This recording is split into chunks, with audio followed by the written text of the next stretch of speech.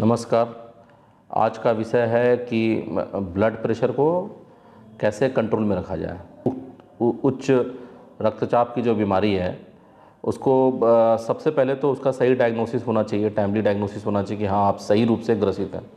तो उसके लिए सबसे इम्पॉर्टेंट है कि जो सही तरीके से ब्लड प्रेशर की आपकी जांच हो, और जब जांच होने के बाद आपको पता चलता है कि आपको हाई बीपी की बीमारी है तो उसका एक कंप्लीट इवैल्यूएशन होना चाहिए। मतलब आपकी पूरी जांच, एक किडनी की जांच, हार्ट की जांच, पेशाब की जांच, की आपकी जो ब्लड प्रेशर के कारण जो है कोई ऑर्गन डैमेज तो नहीं है, इसकी जांच होनी मस्ट है। ब्लड प्रेशर के साथ साथ आपको कोई डायबिटीज़ या फिर कोलेस्ट्रॉल वगैरह की बीमारी तो नहीं है। इन सब बीमारियों के बाद जब आपको पता चलता है कि नहीं आपको सिर्फ ब्लड प्रेशर है, उसके साथ किसी ऑर्गन की या किसी और चीज़ की बीमारी नहीं है, तो उसका इलाज जितनी जल्दी हो सके और जितना टाइमली हो सके वो करना है। तो इलाज के दौरान 2-3 चीज़ों का ख्याल रखना है कि हमें जो प्रथम स्टेप है वो है कि लाइफस्टाइल मॉडिफिकेशन। लाइफस्टाइल मॉडिफिकेशन मतलब जो आपकी जो जीवन शैली है उसमें बदलाव होना चाहिए।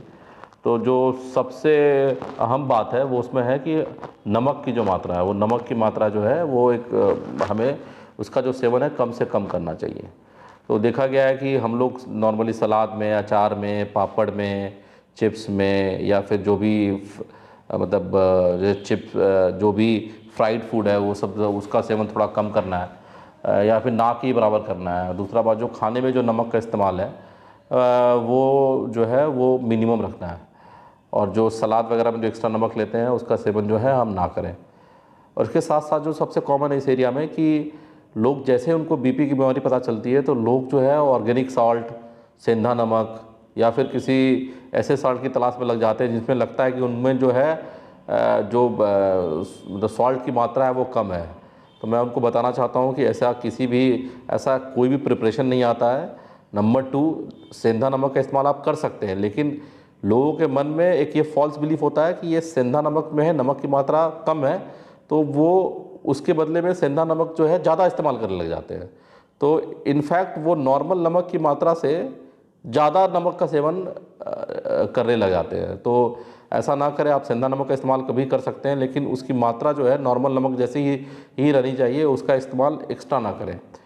उसके बाद आता है अगर आपका लाइफस्टाइल मॉडिफिकेशन में मतलब कि जो ओबेसिटी है आपका, जो बॉडी मास इंडेक्स बोलते हैं मेडिकल भाषा में इनको, जो मोटापा, तो मोटापा जो है वो नहीं होना चाहिए। मतलब वो काफ़ी हद तक कंट्रोल रहना चाहिए। जो डेली एक्टिविटी है जिसको बोलते हैं कि कम से कम जो डेली एक्टिविटी है, जो आप नंबर ऑफ़ स्टेप्स जिसको आप काउंट कर सकते हैं, आज तो सबके पास स्मार्ट मोबाइल है तो आप काउंट कर सकते हैं कि अब मिनिमम जो है 10,000 स्टेप्स अ डे अगर आप चलते हैं तो मतलब रोज़ाना 6 से 7 किलोमीटर आप दिनचर्या में आप कहीं जा रहे हैं तो थोड़ा अगर आप बस से जा रहे हैं तो थोड़ा पहले उतर जाइए, अपने ऑफिस तक थोड़ा पैदल जाइए, सीढ़ियों का इस्तेमाल कीजिए।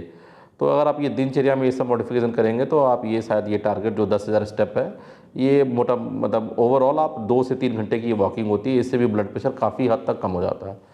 Number 3, smoking. जो स्मोकिंग किसी भी फॉर्म में, बीड़ी, सिगरेट, इन सब का इस्तेमाल ना करें। हमारे एरिया में जो सबसे रैम्पेंट है वो है जर्दा और खैनी। इसमें जो सॉल्ट की जो मात्रा है वो बहुत ज़्यादा है, और ख़ासकर जो पांच के साथ खाते रहते हैं तो इसमें भी सॉल्ट की मात्रा बहुत ज़्यादा है, उसके साथ भी ब्लड प्रेशर का कंट्रोल करना बहुत मुश्किल हो जाता है। उसके बाद आ जाता है जो लाइफस्टाइल मॉडिफिकेशन में और चीज़ें कि जो खाने में जो आप सेवन करते हैं, तो बेसिकली हरी पत्ती की सब्जियां और जो हाई फाइबर डाइट है उनका सेवन की मात्रा जो है वो बढ़ा दें। नॉनवेज वगैरह आप खा सकते हैं, लेकिन उसमें चिकनाई वाले जो सब्सटेंस हैं जिसको हम लोग फ़ैट बोलते हैं, जैसे लोग चिकन के साथ अलग से जो फ़ैट वाला सामान खाते हैं वो सब ना खाएं। आप नॉर्मल मात्रा में खा सकते हैं, लेकिन जो चिकनाई वाली जो पदार्थ हैं उनका सेवन कम से कम करें। एक जो दूसरा प्रॉब्लम इस एरिया में देखता हूँ, लोगों को लगता है कि जो हर ब्लड प्रेशर है वो सिर्फ और सिर्फ लाइफस्टाइल से कंट्रोल हो जाता है। उनको लगता है कि लाइफस्टाइल मैंने मॉडिफाई कर लिया, अब तो मुझे गोली की कोई ज़रूरत नहीं है, आई एम फिट इनफ।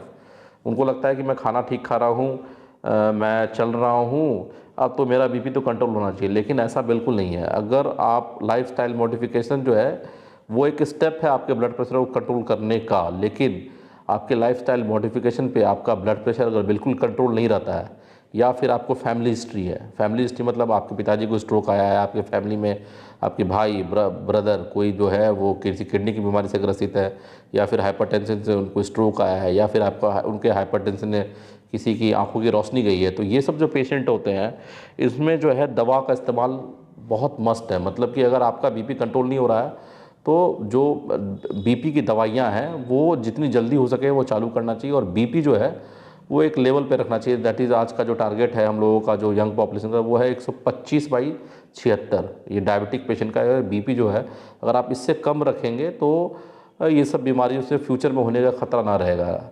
ऐसा ना करें कि आप लाइफस्टाइल मॉडिफिकेशन पे रहें और साथ साथ आपका बीपी जो है जो 140/80 90 से ऊपर चलता रहे, और आपको लगे कि आप लाइफ स्टाइल मॉडिफिकेशन तो कर ही रहे हैं तो आपको दवाइयों की ज़रूरत ना हो। दूसरा बात, जो बीपी की दवाइयाँ है, एक लोगों को मन में यह रहती है कि मैंने बीपी की दवाई खाई और मेरा बीपी 15 दिन के बाद कंट्रोल हो गया, और 15 दिन के बाद डॉक्टर के पास गए तो पता चला कि उनका बीपी जो 126/80 है या फिर बीपी नॉर्मल है। तो उनके बाद वो लोग क्या बोलते हैं कि अब तो मेरा बीपी कंट्रोल हो गया है, लाइफस्टाइल मॉडिफिकेशन तो कर ही रहे हैं, टेस्ट में तो कुछ आया नहीं है, तो अब उनको बीपी की दवाइयाँ की ज़रूरत नहीं है। वो नॉर्मली क्या करते हैं, ना डॉक्टर को दिखाते हैं, फिर उनको लगता है कि उनको कोई दिक्कत भी नहीं है तो वो दवाइयाँ बीच में छोड़ देते हैं, और ये सब पेशेंट जो है अगले 2 साल 3 साल 4 साल के बाद directly kidney failure, heart failure और स्ट्रोक का शिकार होते हैं। तो आपको समझना है कि जो बीपी की दवाइयाँ जो हैं वो लाइफ लॉन्ग चलती हैं, वो लंबे अरसे तक चलती हैं। उनका डोज ऊपर नीचे किया जा सकता है लेकिन उनको बंद करना घातक हो जाता है। किडनी फेलियर का जो सबसे कॉमन रीज़न देखता हूँ यहाँ पे डायबिटीज़ हाइपरटेंशन में, उसमें आधे से ज़्यादा मरीज ऐसे होते हैं कि जिनको अगर उनकी बीपी की बीमारी पता चली लेकिन 3 महीने 4 महीने के बाद उन्होंने बीपी की दवाइयाँ छोड़ दी क्योंकि उनका बीपी कंट्रोल हो गया। तो ऐसा नहीं करना है। एक बार अगर दवाइयों पे बीपी का कंट्रोल है तो वो दवाइयाँ आपको रेगुलर बेसिस पे खानी है, और ऐसा भी नहीं है कि ये गोलियाँ जो हैं वो बहुत ही, ऐसा भी नहीं है कि मतलब आपको एक टाइम छोटी छोटी गोलियाँ होती है, 1 या 2 टाइम लेना होता है, तो उसको आप दिनचर्या में शामिल कर सकते हैं। वो लेना कोई बहुत मुश्किल काम नहीं है। लोगों ने एक मन में अपना एक बैठा रखा है कि नहीं एक ये दवाइयाँ लेनी पड़ेंगी तो जीवन भर लेनी पड़ेंगी, तो इसको लेना पॉसिबल नहीं है। तो ये नहीं करना। ये दवाइयाँ आपको नियमित रूप से लेनी है और टाइम टू टाइम जाके हर 2 महीने 3 महीने पे एक जो जितने भी बीपी के मरीज़ हैं उनको अपना एक रेगुलर जांच करा लेना है, अगर उनको कोई प्रॉब्लम हो या ना हो। मतलब हमारा टारगेट ये होना चाहिए कि कोई कॉम्प्लिकेशन आने से पहले उसको अर्ली डिटेक्ट कर लिया जाए और उसको जो है सही टाइम पे रोक दिया जाए। और साथ में जो यंग मरीज़ हैं, जो जिनको बीपी बहुत अर्ली एज में आ जाता है, या फिर जो ऐसे मरीज़ हैं जिसमें जो है बीपी बहुत अनकंट्रोल्ड है और या फिर दवाइयों पे भी बीपी कंट्रोल नहीं हो रहा है, तो उनको एक हायर लेवल पे टेस्ट करने की ज़रूरत होती है, देखने के लिए कि उनका बीपी का रीज़न कुछ और तो नहीं है। तो उनको जो है उनका जो टेस्ट का जो लेवल होता है वो बढ़ता रहता है, तो उसको जो है संपूर्ण रूप से जो है कि बीपी की कोई का बढ़ने का रीज़न कुछ और तो नहीं है, तो उनको एक कंप्लीट टेस्ट की ज़रूरत होती है जो करना चाहिए।